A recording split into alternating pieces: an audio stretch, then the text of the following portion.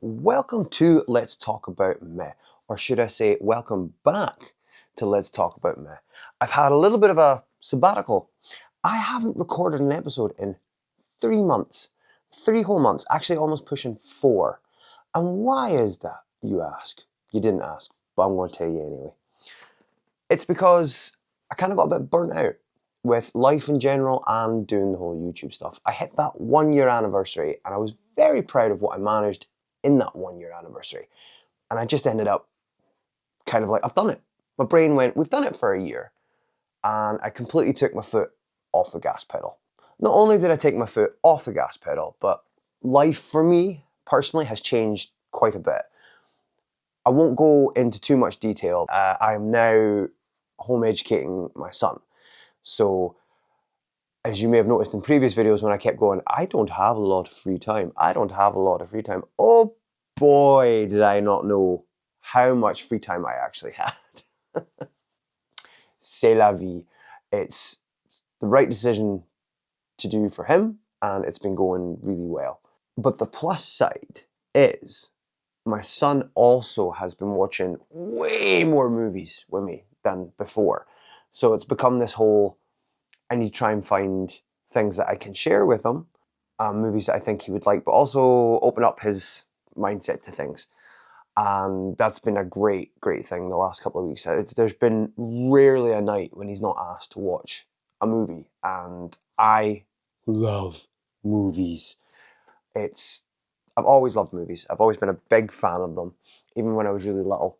And I've always been open to different styles and different genres, and I like wild, crazy concept films. I like anything and everything. The only stuff I don't like, which a lot of people might be surprised about, is people that know me know that I quite like darker films. I like horror, but I'm not a horror buff, and I really don't like gore films for the sake of gore. And that's fine. If that's what you're into, that's fine. I don't judge you, but it's not for me. I mean, everybody assumed that I would absolutely love and that I'm really into the Terrifier films. I love the character Art the Clown. I love the look. I love the actor, the way he does his whole thing. I like that there's a new horror icon next to like Jason and Freddy and whatnot, because he's everywhere. He's everywhere. If you haven't even seen Terrifier, you've seen Art the Clown. They're just not for me. The gore is as exceptionally well done as it is. I find it cruel. It's that kind of level. But although saying that, I am an absolute hypocrite, because one of my favourite film franchises, which I haven't watched in a long time, so I might make a point to actually sit through and watch them all again, and I might have a completely different opinion now, is Saw. I love the Saw movies. And I remember when they came out, when I was a teenager, that it was always described as torture porn, because I can't say the word. And I will still to this day disagree, because there was a game aspect to the stuff. And I don't think it was necessarily gory and overkill for the sake of being gory and overkill.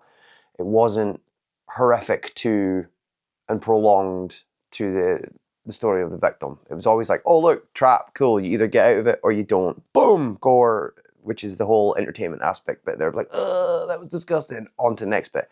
But I will stand by this, that Saw has an amazing story.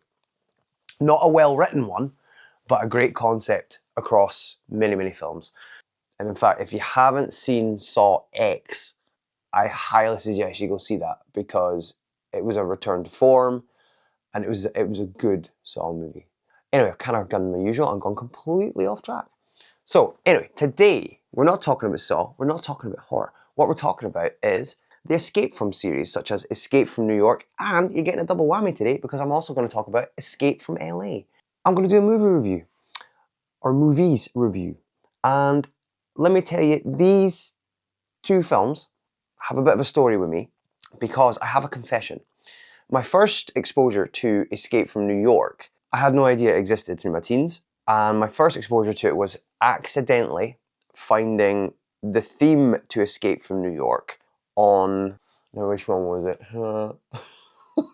It was either Morpheus or LimeWire, which for anyone that knows back in the day, oh boy, you were putting your computer hardware at risk with that stuff.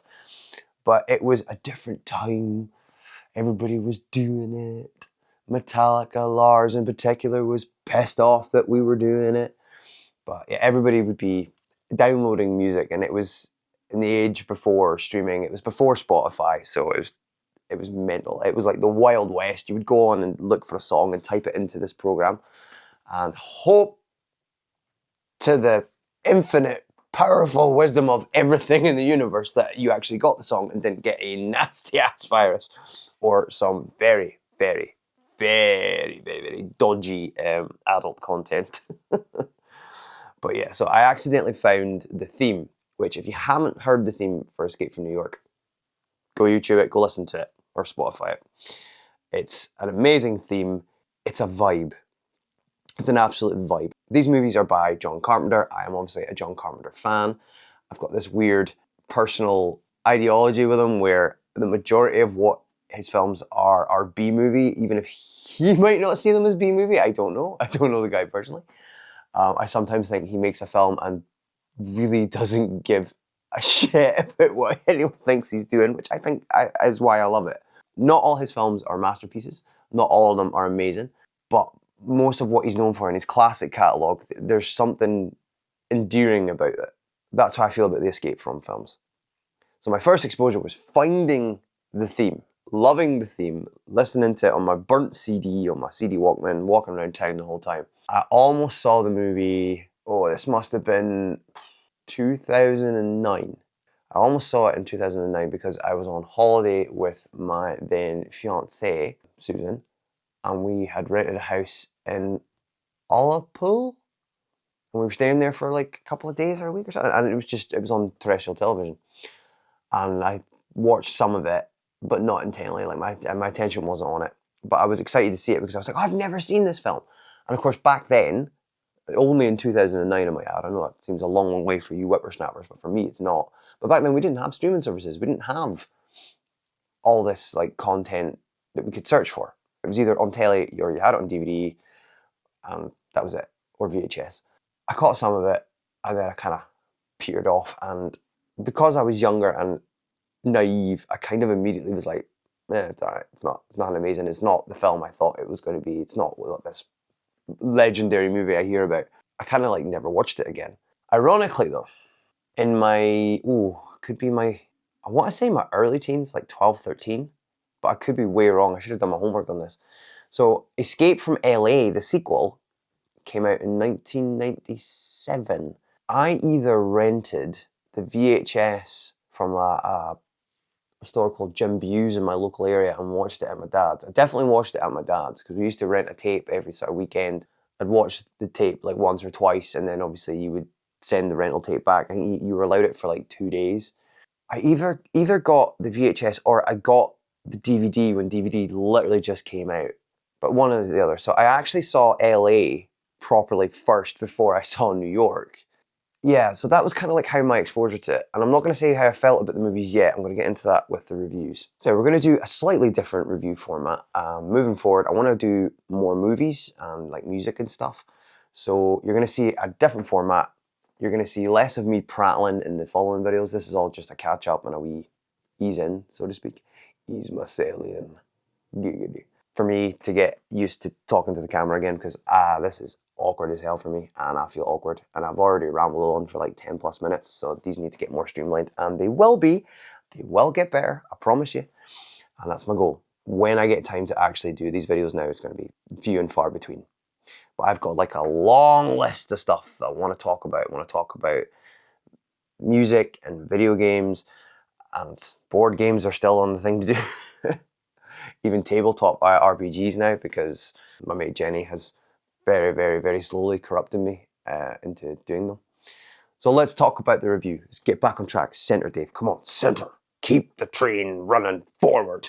So this is going to be a slightly different format. So we're going to talk about the hook, which is plot. That was a loud thump from upstairs because my son is upstairs. I think he's okay. He's okay. He's fine. I checked. The hook, which is story and plot, the basic sort of stuff. Then we're going to go for the vibe. What vibe is this film giving off? You know, like the aesthetics of it, the color scheme, what it's trying to like push across to you visually and aesthetically. The technicals, the cinematography, the special effects, stuff like that. The music, soundtrack, obvious, you know, what your ears hear. The acting, how I feel about certain characters, how I feel about certain people act, how I feel about certain people act in the acting. Wow, I am so out of practice with this. And then we get to the final verdict, which is how I feel about it. Let's get stuck in. The hook of Escape from New York is, it is in a dystopian future. It's set in 1997, and basically crime has run rampant and the US police has turned into an army force. So the government is totalitarian. The police force is now an army. And you basically do as you're told or else. All criminals and nasty elements of society are sent to the city of New York, which has been walled off, and all the water and bridges around it are mined, and they just plop the criminals in and have left them to it, which really seems appealing in this day and age right now, if I'm going to be honest. Imagine if you had a place like that. I think crime would go down. I mean, some people would probably want to go there, but it's a horrific, horrific concept. The President of the United States, his plane Air Force One is basically attacked, and he has to crash land in the prison of New York.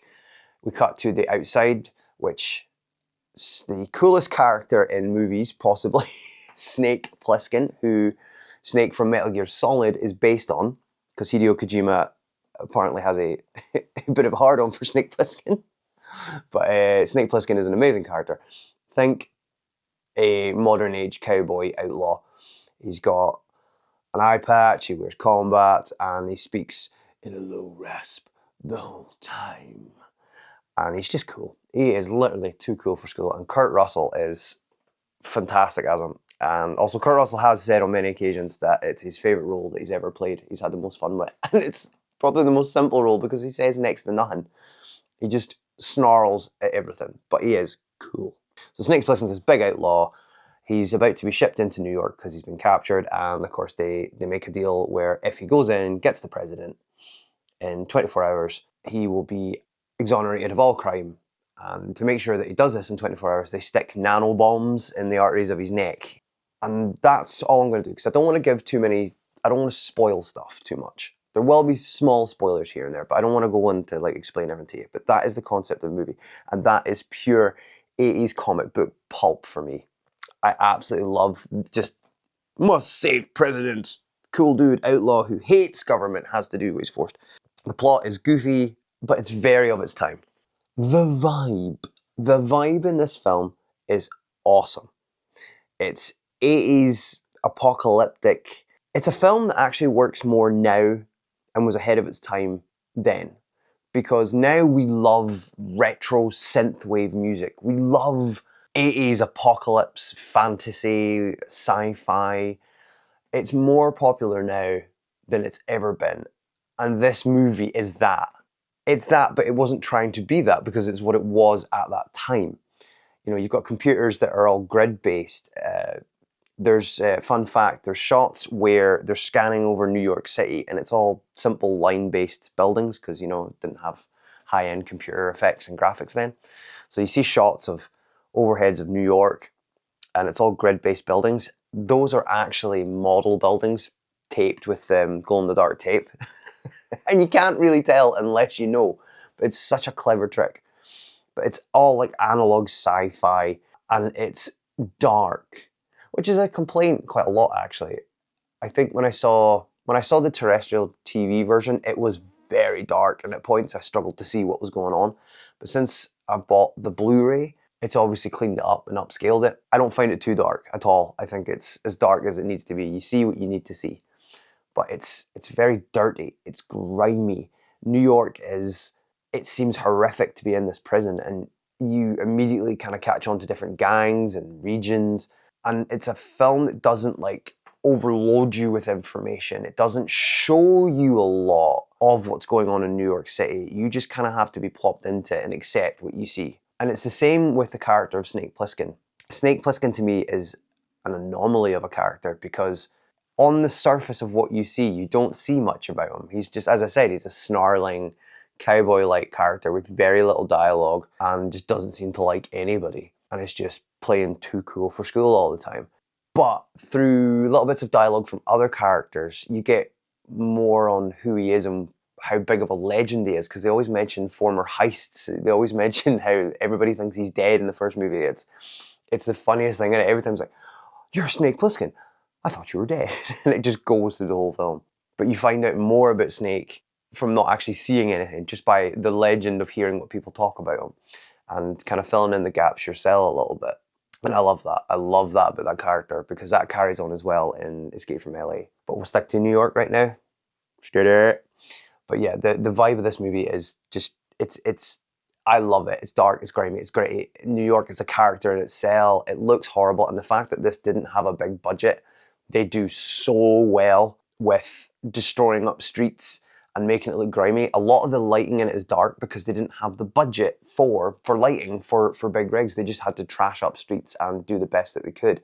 It's very almost guerrilla type filmmaking, where they just had to do with what they had. I commend Carpenter for that. They do really well making this place feel like it's destroyed and that it's overrun by criminals. And you feel the grime and dirt and violence of it.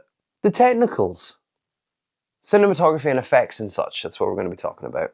So the cinematography for this is, it's pretty basic. It's a lot of panning shots, side on, reveal from a corner and turn around, which is what you want. It's very almost horror shots, very slasher film shots where you follow the victim, usually quite close behind, and the camera leans with their sort of viewpoint of things.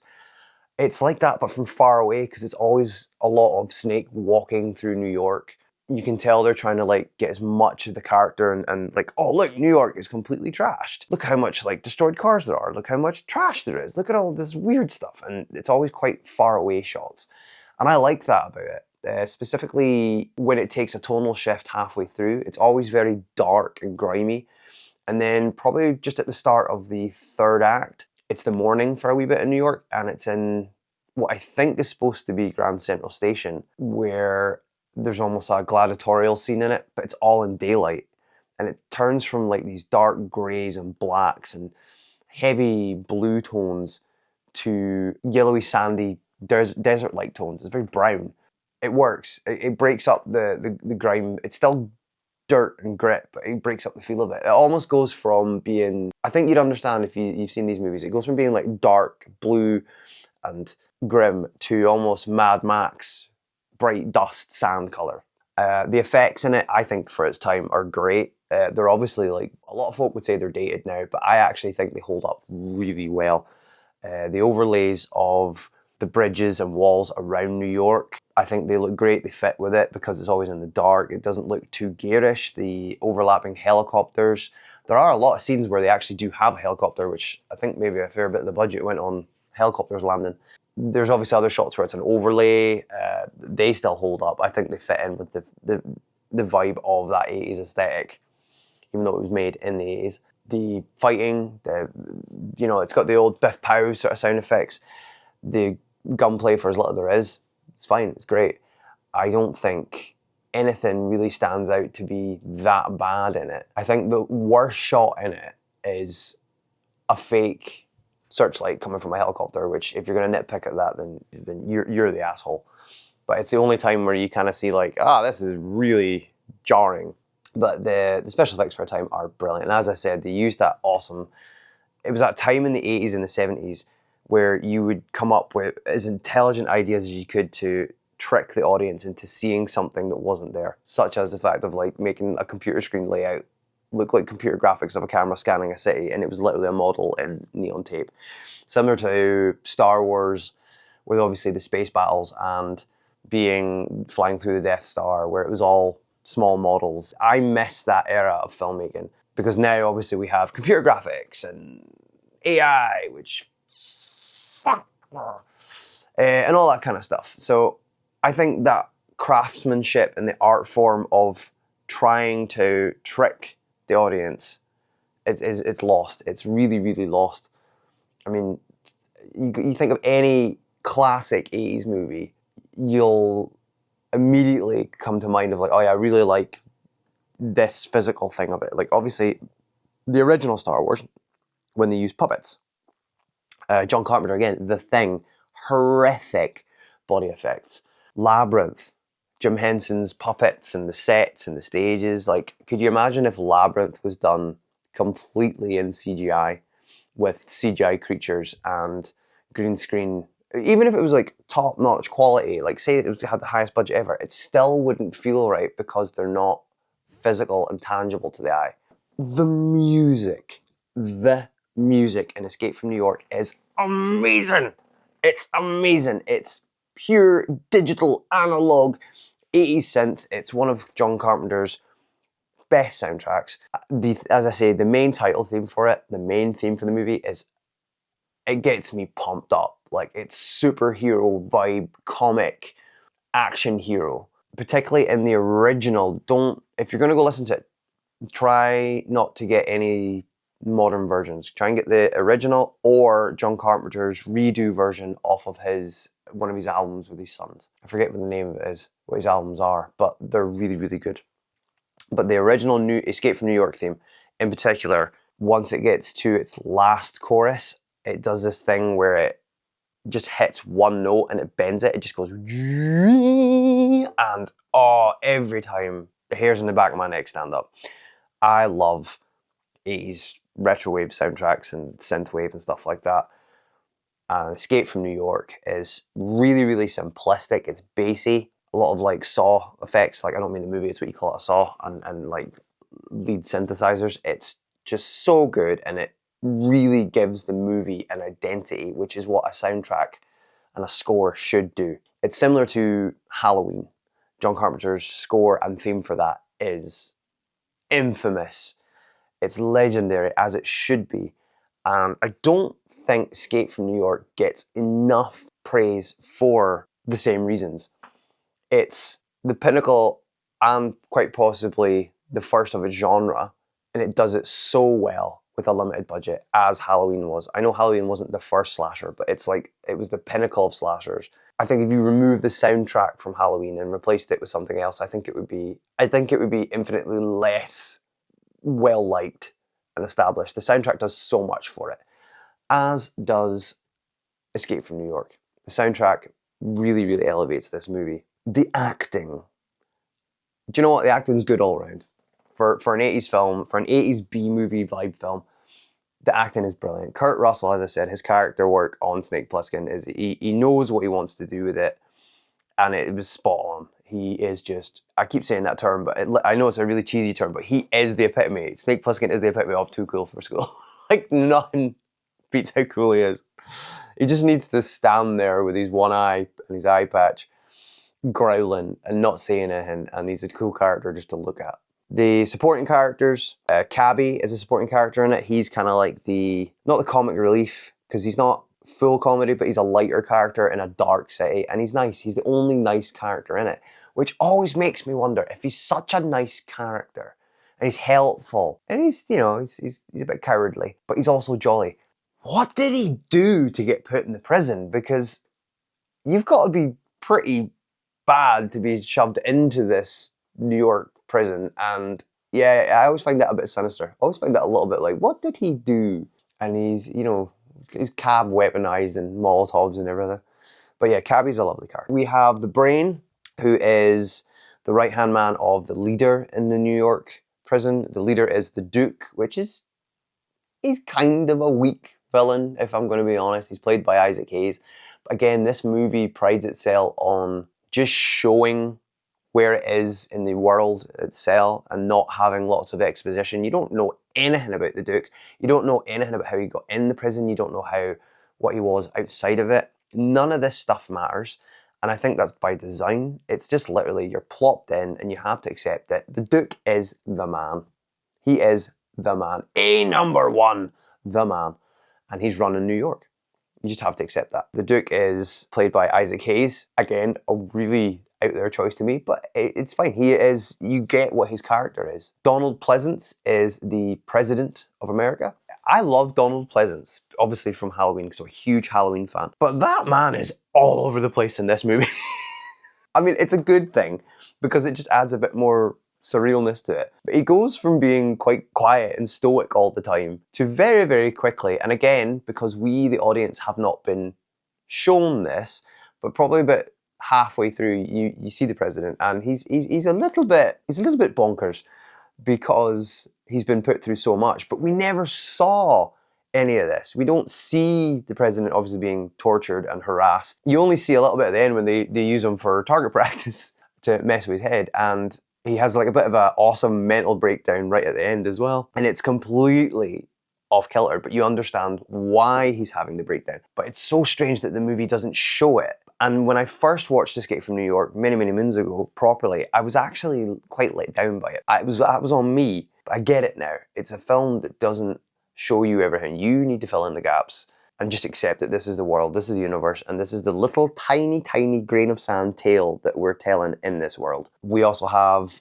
Molly? I think it's Molly. Molly is the squeeze, or she was gifted to a character called the Brain, the Brain is the Duke's right-hand man. The Brain is a former associate of Snake Plissken who I think used to be a wheelman or something in a heist and screwed him over. Again, little snippets of Snake's life just told through other characters. And Molly is his squeeze, and that's a really weird term to use, his squeeze. I'm going full 1920s, 1930s there.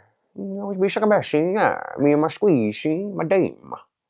There is a henchman in it, and I forget his name. He is absolutely wild. His teeth looks like they're fangs. Like they're all like, argh. He's pale as anything. He's gaunt and skinny. He's got black sunken eyes, and he's got a massive spiky hairdo of like reddy brown hair. And he's so weird. He almost looks, and he's got like a Peter Pan costume on almost. He looks like a really fucked up Peter Pan. And spoiler, right? He dies in it. His death is like something out of Nosferatu, man. He's got the weirdest death ever. I am adamant that character model, not character model, but he's not a video game, but the character look, I am adamant that the people that made Streets of Rage, the old Mega Drive fighting game, there's enemies in that look like him, and I am adamant that they've taken that as influence. I swear down on that. I swear down on that. I'm sure that they've taken that as influence because it looks so identical. And it's such a unique look. You can't end up with that look just at random. The acting overall is good. Donald Pleasance is a bit extreme and then down and extreme and then down, and it's got a theme to him. But the acting's solid. I can't knock it.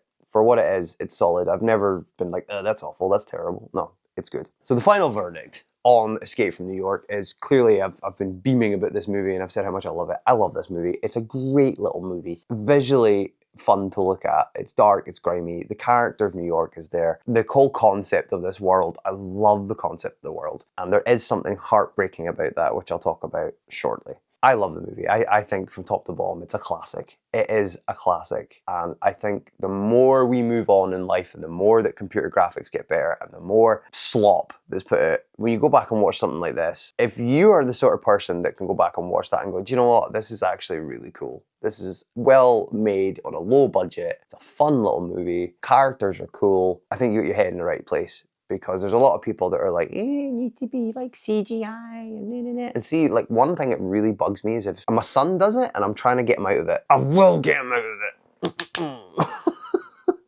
it. He saw me watching something in black and white and immediately went, ew, black and white. Ooh, that one. Oh, son. Nah.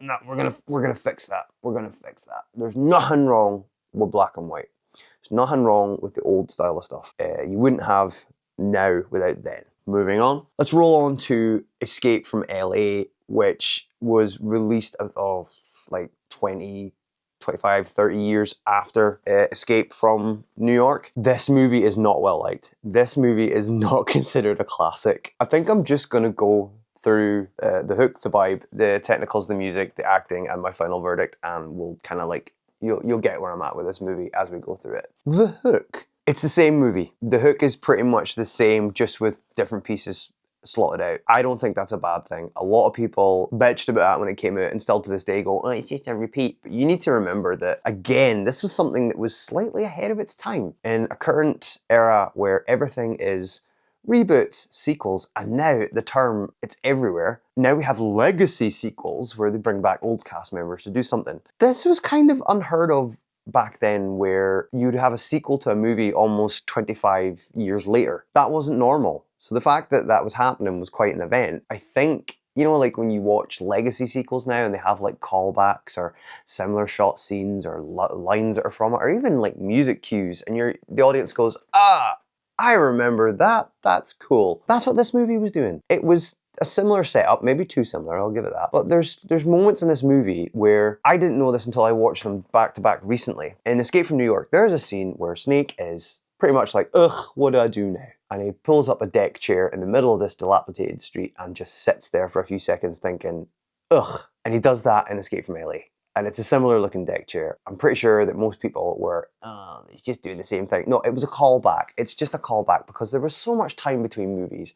They're doing the little Easter egg things. And I think it's a shame that, I mean, if you did that now, I think it'd be totally different. People would be like, oh. And there's so many little callbacks. The structure is very similar though, but I don't, in a movie that's called Escape from LA, which is just a different city from New York. So the theme is very much the same. The difference here is, the main change is that the Army Police Force of the United States is now at war with southern states like Southern America. So it's mainly Northern America and like Cuba and Mexico, and they're about to invade. Northern America now has a president that has made himself supreme leader, which I could very much see happening in this day and age, which is absolutely terrifying, but we're moving on very fucking swiftly. And it's a religious state. You now have a moral law, so there's moral violations. There's no smoking, no drinking, no red meat, no women outside of marriage. If you do any of these things, and you know, on top of like normal crime, you're sent into LA, which is now a broken off island due to a massive earthquake. There's a bit of a weird plot point at the start that I don't like. The reason the president became supreme leader, long-term president, is because he religiously prophesied that a great earthquake would happen and LA was separated, therefore that gave him more influence because he's almost like a prophet. It never really comes into it again. I thought logically that, oh well, he obviously orchestrated this and just caused the earthquake somehow, sci-fi, and that caused it to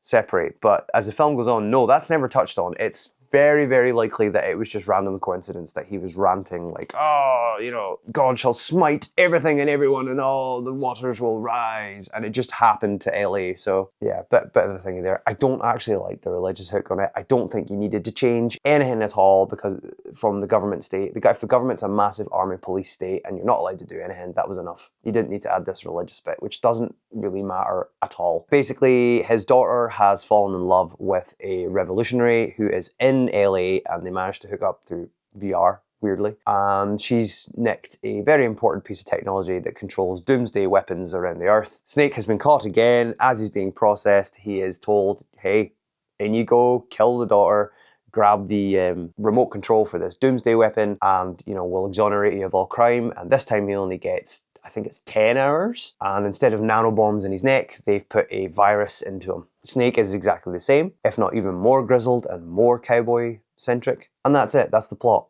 That is the plot. And I don't hate it. I think that's all it should be. I don't hate that plot. I just hate the religious bit. It just seems a bit unnecessary. The vibe. It's off. It's off in this movie, and it is heavily at odds with itself. New York was a character.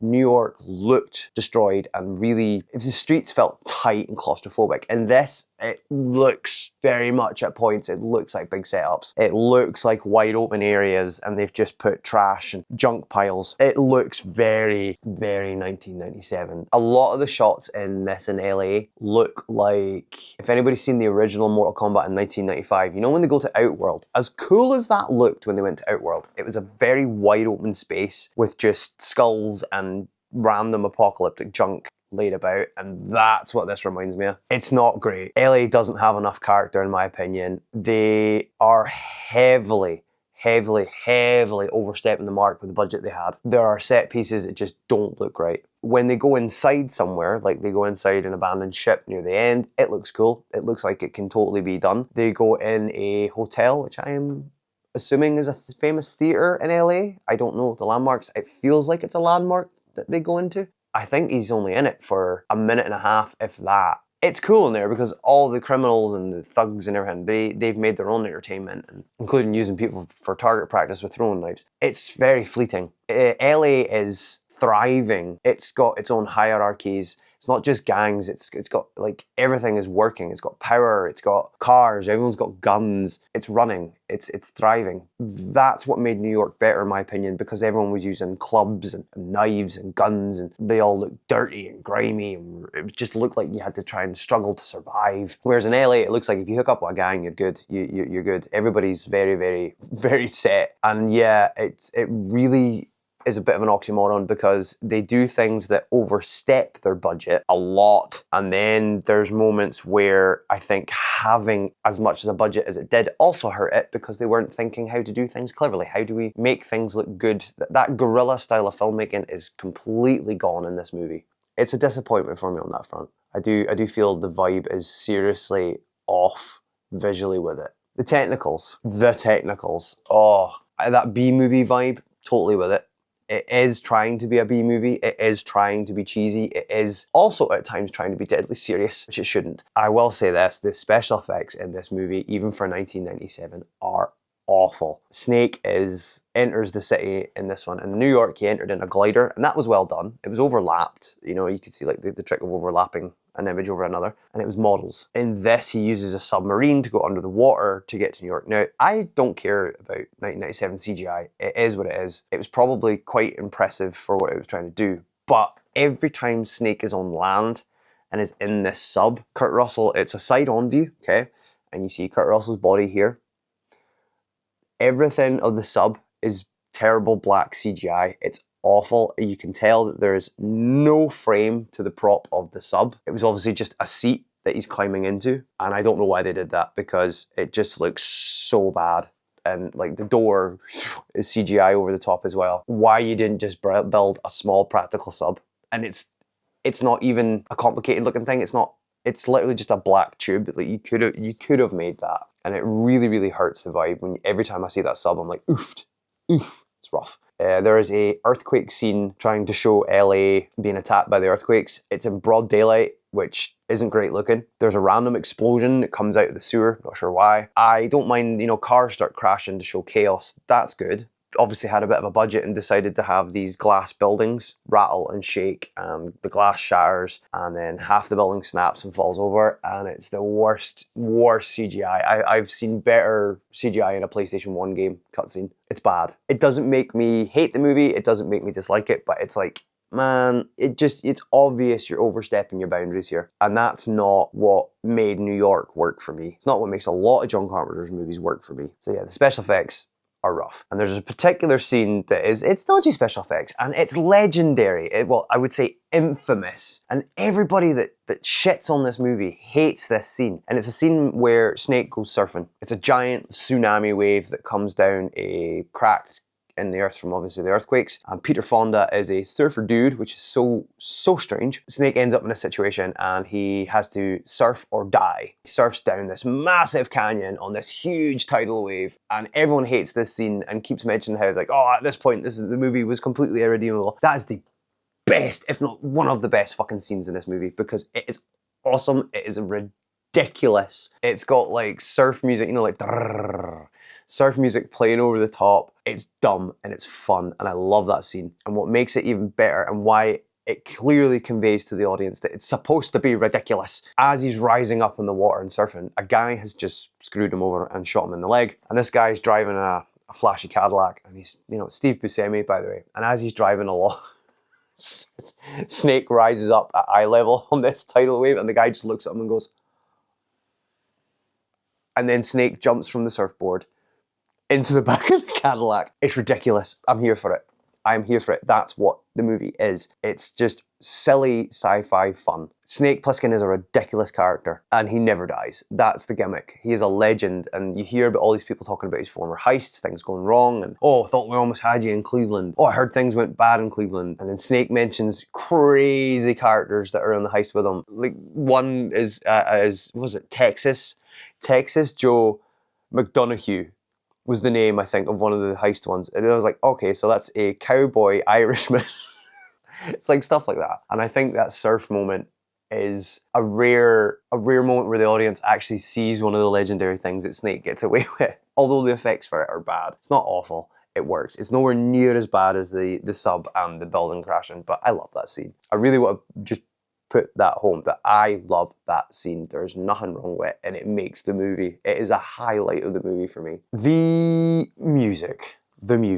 It sucks. It really sucks. The only tune or score piece of music in this that is awesome is Snake's theme, because it's cheesy, very similar to the original theme, and it's very, very Western. Very Western. It's got that plinky plonky, sort of washed up, tired outlaw sound, and it's brilliant. I haven't done my homework on this. I really should have done before this video, but you know, as I say, my time is short. I think John Carpenter did that piece of music.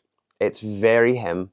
I believe that's his piece of music. I'm going to go check that though, but I believe that's his piece of music, and I think that's the only piece of music, because the rest of this film is a score. It's generic crap, synthesized orchestra, not synthesizers, not like analog style. It's very obviously almost like stock soundtrack. It's just awful. There are moments where it just doesn't fit. It gives no theme to the movie. It doesn't invoke post-apocalypse vibes. It's terrible. I really, really don't like the soundtrack. There were so many times, especially after watching it. I only watched it last night, Escape from LA again. And especially watching it then, I was like, this would be so much better if it was full analog synth. Because LA is not a character in this movie. They use famous places like Beverly Hills. The Hollywood sign makes a very, very quick appearance, as it would have to. Sunset Boulevard, stuff like that. And it never really clicks as much as Escape from New York does. And then the music heavily lets it down. When Snake's theme plays, I'm more pulled in, especially with the ending. The theme plays the longest during the ending. And Escape from LA has a freaking epic ending, which I'm going to talk about in a minute. The acting. I don't think any of the acting's that bad in it. Everyone that is in this movie does the job they're given. Steve Buscemi as a sleazy agent, the character Eddie, Map to the Stars Eddie. He's like a sleazy Hollywood agent and tries to get between all the gangs, and the leader, Cuervo Jones is like the leader. He's the rebel leader. And everybody does their job fine. I don't think there's one person in this film that is out of place. No one does any bad lines, any bad acting. Just exactly where it should be for that level. If anything, there's a belter of a line which is over-delivered in a good way. There's a female agent that is one of the ones that enlists or forces Snake to do the job. And at the end, she says he's entering the world code. And that's the only line she says, he's entering the world code. And she says it with such panic and vigor and energy and grit that it really does stand out from the rest of the movie. It was like, oh my goodness, somebody fired up the acting chops there. But it's a good movie. Kurt Russell again is fantastic as Snake Plissken. The character is awesome. He just needs to strut a bit and snarl. He's very tired in it, which is what he's supposed to be. He's just tired. I'm like, I'm done with shit. I hate the world. I hate everything. Nothing's as it should be. And I'm just, ugh. And I love that. My final verdict on Escape from LA. Now, I've been more negative on this than Escape from New York, but I still really like this movie. I think this movie is so misunderstood. I think people were expecting a very serious film when it came out, and it's not. It is a bit of a rehash, but it's another wild tale of Snake Plissken. And I love that about it. I don't hate this movie. I actually, if anything, I'm disappointed because it could have been better. It could have been scaled back, less bombastic special effects that were not needed at all. A way better score, but I still love watching this movie. I will still sit and watch it happily. It's a really weird comfort film for me. I don't think it deserves the hate that it gets. I really don't think so. What really pains me is, spoiler, at the end of this movie, Snake Plissken does the coolest thing ever. He gets control of the Doomsday device, which is a giant EMP system, and basically it'll shut down all electronics. So that's cars, phones, technology. I think the indication is as well that it will fry archives. Everything will be gone. Essentially, he has a choice to either do it to America or the invading ones, and either way, it's not a good option. There's going to be a war either way. And I don't think he particularly cares about the war. I don't think he's remotely bothered about it. He just wants peace and quiet and for things to be fixed, because he knows the government's wrong. He knows the world is wrong. He knows there is no free will because he's an outlaw. And yeah, he chooses to completely EMP the entire world. He blacks out the earth, essentially sending it back to the Dark Ages. I love that ending. I still love that ending to this day. I still have this like I want to get up and go, yes! This is where I'm really disappointed and I'm gutted. This movie did so bad that it killed Snake Plissken off completely. It was a huge failure, and there was intentions to do a third movie, Escape from Earth. I would have loved that. I would give anything to have Escape from Earth. I'm so gutted that we have not got more Snake Plissken. There has been a very, very short comic book run, which I have tried to get, but I can't get it because it was limited print and it's still out of print. But I love the Escape from universe. And the fact that we were going to get a third movie and then we didn't, just absolutely, it guts me. It genuinely guts me. The other thing is that Escape from LA is very much considered the beginning of John Carpenter's downfall. A lot of his movies after that point were getting considerably worse. And I think it was 2010's The Ward, which I have not watched. That was his last movie that he's made. And I mean, if you see a lot of the behind the scenes stuff with John Carpenter in the 80s and 90s, he's very energetic. He's very like, this and that. I love making movies. Apart from The Invisible Man with Chevy Chase, which, the more we find out about Chevy Chase, it's understandable. As he gets older, I think like John Carpenter is like Snake Plissken. He is very much like, I'm old, I don't want to deal with this shit.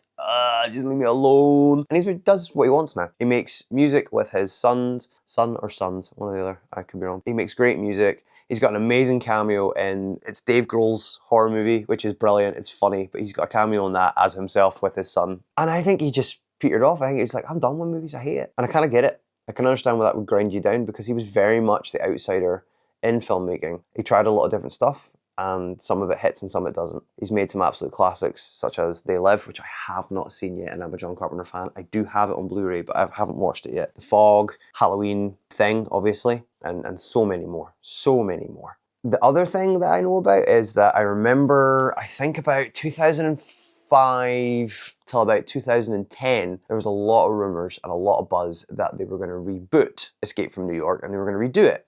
And apparently it was quite far along, and it was, at the time, action man at the time, Gerard Butler. Not a fan. But Gerard Butler was due to play Snake Plissken. It just, development hell, and never happened. And I am absolutely gutted about it. Then there was rumblings that there was going to be another reboot. I can't remember who was attached to that. It's never happened. And I think now is the time for an Escape from New York reboot. But here's how I would pitch it to you. Don't make it modern, because synthwave and retrowave is really in right now, okay? If you went all in with a big budget and made it as retrowave as possible, and as dark and grimy, analog synths, full on, I think you would have a hit on your hands. It might be a niche hit, but you'd have a hit. But do I think we'll ever see more Escape from New York? Nah, which I'm gutted about, absolutely gutted about. There was a board game of it as well, which I was very close to buying, but I genuinely didn't like the mechanics. I watched a playthrough of it, and as much as I wanted to buy it, just because it was Escape from New York, it was thematically very on point, but I just didn't like the gameplay of it. I didn't find it engrossing for me. But yeah, we're not getting more, I don't think. The only thing that gives me hope is I said, or I believed, the same thing about The Highlander, because that was also in development hell for over 20 years, this reboot.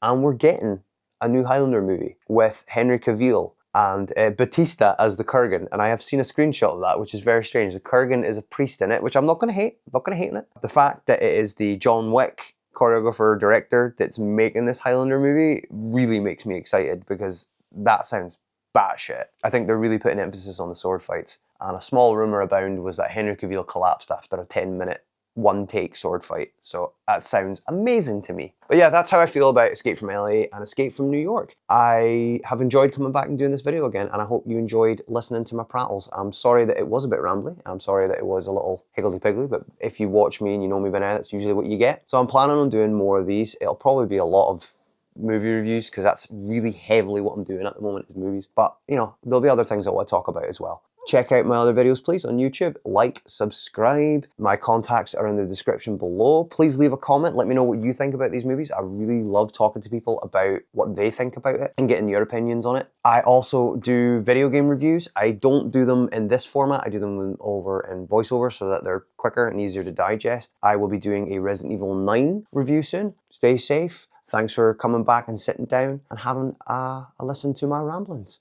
And as ever, peace!